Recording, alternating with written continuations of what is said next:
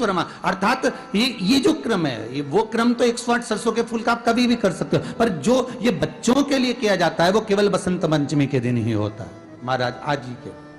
बसंत पंचमी का दिन, महाराज सरस्वती का दिन, जिस दिन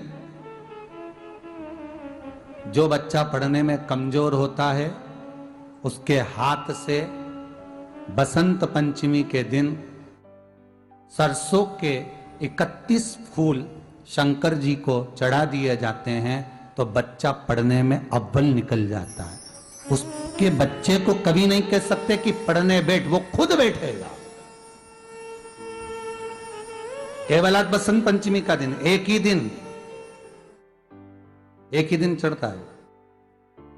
और बाकी के सरसों के फूल आपको मालूम है कि रोग मुक्ति के लिए तो होते ही हैं। ये तो आपको पहले भी वर्णन किया है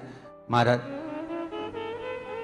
कि जब कोई एकदम रोग आ जाए और डॉक्टर एकदम बोल दे कि ये रोग भारी आ गया है और इसकी जांचें जाएंगी और फिर ये कुछ भी हो सकता है, तो क्या करा जाता था कि 108 सरसों के फूल लाकर तुरंत शंकर भगवान को चढ़ाए जाते थे महाराज। तो चढ़ाने के बाद में रिपोर्ट अच्छी आती है। ऐसा नियम है। कहीं ठेका, कोई ठेकेदारी करते हैं ना, जो ठेका भरते हैं कि भाई मेरा टेंडर आना चाहिए, मेरा ये काम होना चाहिए, मेरी मल्टी बनना चाहिए, या मेरा ये काम के लिए जा रहा हूं, ये काम फतेह होना चाहिए, उसके सबके हाथ पैर जोड़ने से अच्छा है एक काम करो, बस 108 सरसों के फूल उठाओ, शंकर जी का उद्धतेश्वर महादेव का नाम लिखो और छोड़ दो, शिव जी के ऊपर एक एक कर कर चढ़ा दो, वो ठेका तुम्हें ही मिलेगा, वो काम तुम्हारे पास ही आएगा।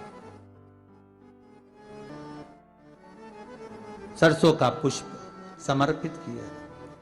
भगवान शिव आनंद की राशि है हमारे। अब सरस्वती सुबह ब्रह्म मुहूर्त में निकली,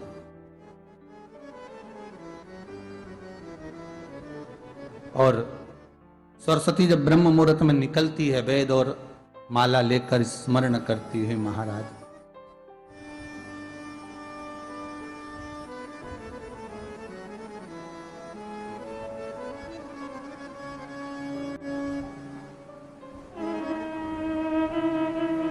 भ्रमण करती करती शारदा सरस्वती जब निकली,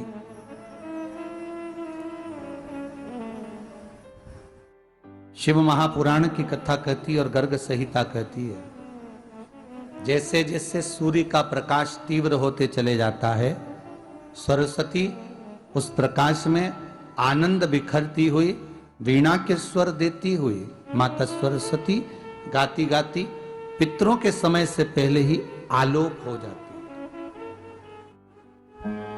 आलोप हो जाती। जैसे ब्रह्मा जी की धर्म पत्नी सावित्री नित्य स्मरण करने में, भगवान की सेवा में तत्पर रहने वाली है, और ब्रह्मदेव सृष्टि की रचना करते समय ज्ञात करते हैं कि सावित्री मेरे साथ होने के बाद भी ये सृष्टि की रचना नहीं होती, तब ब्रह्मदेव सरस्वती को प्रकट कर देते।